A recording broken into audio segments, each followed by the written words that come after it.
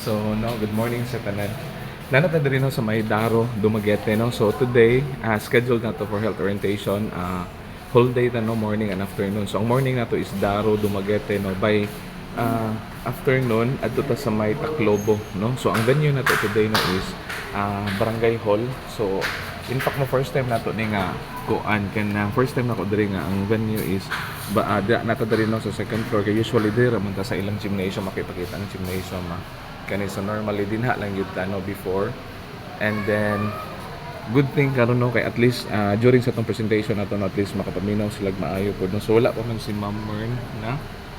Okay, si Ma'am Mern na wala pa man. And then so while waiting nagkuha lang tadaan no kay basin later no mabisi na pud ta. Okay, so or new man ilang building go diri no kay no may pakita ninyo no.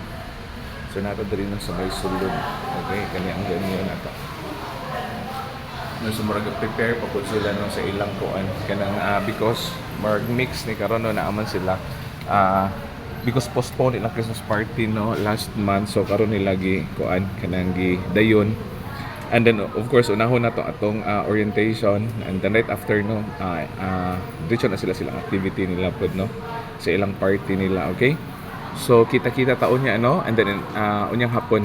Okay, bye bye sa tanan no, God bless everyone, happy Wednesday.